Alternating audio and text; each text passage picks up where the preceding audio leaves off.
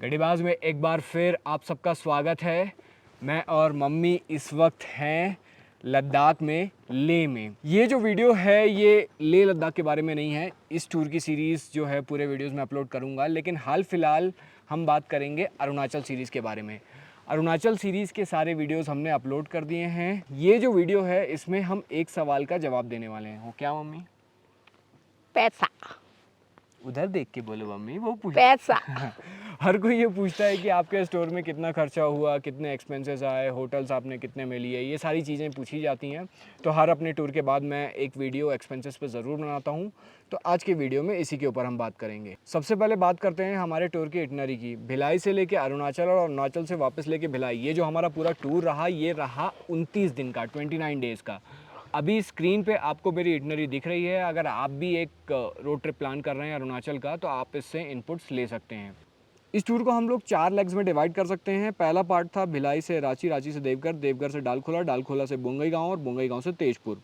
दूसरा लेग था तेजपुर से ज़मीरी, जब हमने अरुणाचल में एंटर किया, फिर दिरांग, फिर संगती वैली, फिर जंग, फिर तवांग और फिर चाइना के साथ जो हमारी लाइन ऑफ एक्चुअल कंट्रोल है वहाँ पे बुमला पास तक। उसके बाद तवांग से निकले हम, पहुँचे दिरांग, फिर जमीरी, फिर निजुरी, फिर पासीघाट, फिर आलू और फिर टाटो।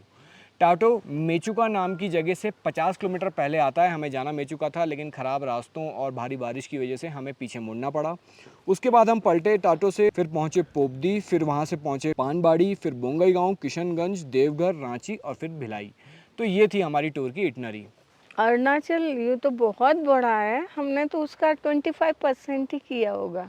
अरुणाचल में जो बेसिक टूरिस्ट सर्किट है वो तवांग का है। तवांग का सर्किट ज़रूर हमने पूरा किया। उसके बाद हम मेचुका की तरफ जा रहे थे, पूरा कंप्लीट नहीं कर पाए। इसके अलावा बहुत सारी जगह हैं अरुणाचल में देखने के लिए हैं, जैसे अनिनी, परशुराम कुंड और भी कई सारी चीज़ें हैं। आने वाले टूर्स में हम इन सब चीज़ों को भी एक्सप्लोर करेंगे।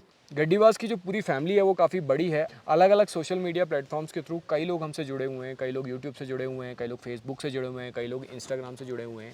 अरुणाचल सीरीज़ जब मैंने अपलोड की तो फेसबुक पे जो मेरा पेज था वहाँ पे अरुणाचल के लोगों का इतना प्यार मिला कि मैं आपको बता नहीं सकता। इतने सारे कमेंट्स वहाँ पे आए कि लिटरली मैं अब तक सारे कमेंट्स पढ़ भी नहीं पाया हूँ। उन लोगों ने हमको बहुत सारी नई नई जगह बचाई और इतने प्यार से हम लोगों को लिया।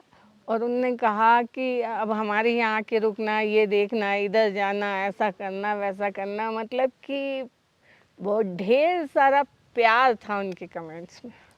अरुणाचल ट्रिप के जो एक्सपेंसेस हैं उस पे आने से पहले एक चीज़ और मैं पॉइंट आउट करना चाहूँगा जो उन कमेंट्स में हमको दिखाई दी। सपोर्ट तो खैर अरुणाचल से बहुत मिला, लेकिन अरुणाचल के जो हमारे भाई बहन हैं कई लोग इस बात से काफ़ी आहत हैं कि उनके साथ देश के दूसरे हिस्सों में कुछ अच्छा बर्ताव नहीं किया जाता। कुछ लोग अच्छा बर्ताव नहीं करते और उनकी ये तकलीफ़ बहुत सारे कमेंट्स में झलकी है। हम अगर एक देश से दूसरे देश जाते हैं, मान लीजिए आप एज अ टूरिस्ट किसी दूसरे देश जाते हैं और वहाँ पे कोई आपको इस तरीके का कमेंट कर देता है कि आप यहाँ पे क्यों आए हो, तो हमें बुरा लग जाता है, ये जानते हुए भी कि वो देश हमारा नहीं है। लेकिन अपने ही देश के अंदर अगर अपने ही लोगों के साथ इस तरीके का बर्ताव होता है तो वो बहुत ज़्यादा हर्टिंग होता है। पर्सनली हम लोगों ने कई जगह ट्रैवल किया है, इस तरह का एक्सपीरियंस कभी नहीं हुआ है, लेकिन अगर कभी हो जाए तो वी अंडरस्टैंड कि कितनी तकलीफ़ होती है ऐसी बातों को सुन के। अरुणाचल प्रदेश का एक्सपीरियंस तो मेरा बहुत प्यारा रहा, बहुत सुंदर है। और वहाँ के लोग भी इतने प्यारे हैं और उनने इतना प्यार से बिहेव किया कि कह नहीं सकती। तो मैं भी चाहती हूँ कि अपन भी सबके संग ऐसा ही व्यवहार करें, है ना? ठीक बात। जनरली अपने चैनल पे मैं इस तरीके के टॉपिक्स को बहुत अवॉइड करता हूँ, प्योरली इसको ट्रैवल चैनल रखना चाहता हूँ, लेकिन चूंकि इतने सारे कमेंट्स आए हैं तो आई थिंक इस पे बोलना ज़रूरी था। सो आई थिंक हम सबको थोड़ा सा रेट्रोस्पेक्ट करने की ज़रूरत है, थोड़ा सोचने की ज़रूरत है कि अपने ही देश में हमारे ही अपने सिटीजन्स के भाई साथ इस बहन। तरीके का बिहेवियर क्यों होता है। तो अब सीधा आते हैं इस वीडियो के मेन मुद्दे पे, एक्सपेंसेस। डायरी में लिख के आप लोगों के लिए लाया हूँ। जो ये टोटल 29 डेज़ थे, इसमें जो हम होटल्स और अलग अलग होम स्टेज में रुके, इनमें जो हमारे टोटल एक्सपेंसेस आए वो आए 48,200।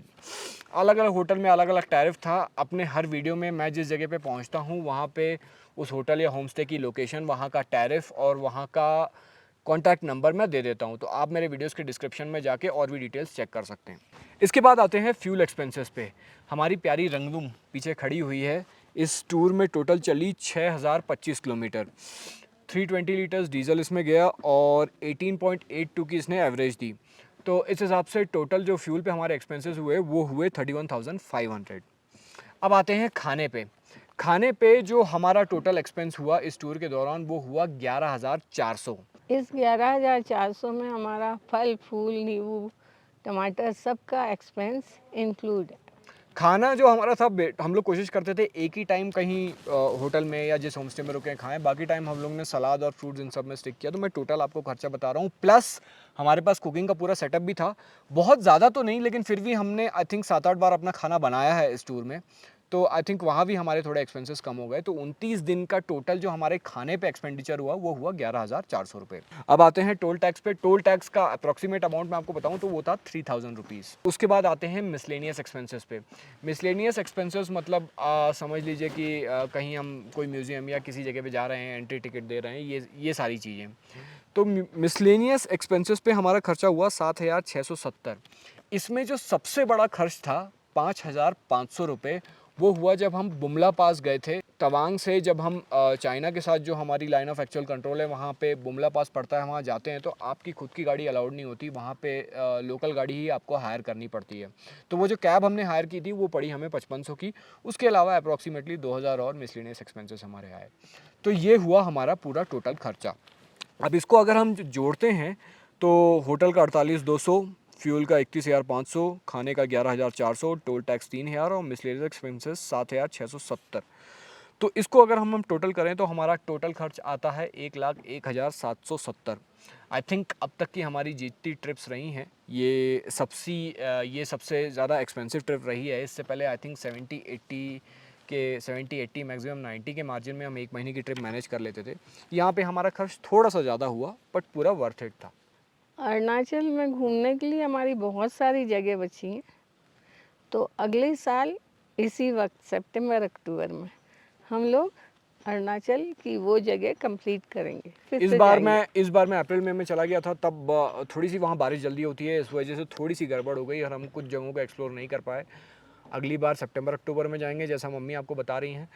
इस साल तो हम लद्दाख में ही हैं। लद्दाख हम लगातार 3 साल हो गए हैं लगातार जब हम इस सीज़न में लद्दाख आते हैं। बट शायद अगली बार हम लोग अपने शेड्यूल को चेंज कर देंगे और अरुणाचल ज़रूर जाएंगे और जो जितनी भी बची हुई जगह हैं जो अरुणाचल में हम एक्सप्लोर नहीं कर पाए उनको एक्सप्लोर ज़रूर करेंगे।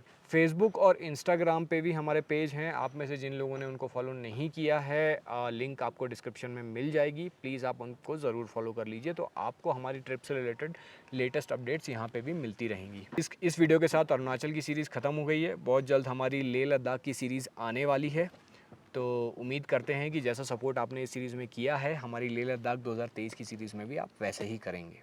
तो आज का वीडियो यहाँ ख़त्म करते हैं। अगर वीडियो पसंद आया है तो लाइक ज़रूर कर दीजिए और अगर आपके कोई सवाल हैं तो आप नीचे कमेंट सेक्शन में लिख सकते हैं। तो मम्मी शुरू हो जाओ।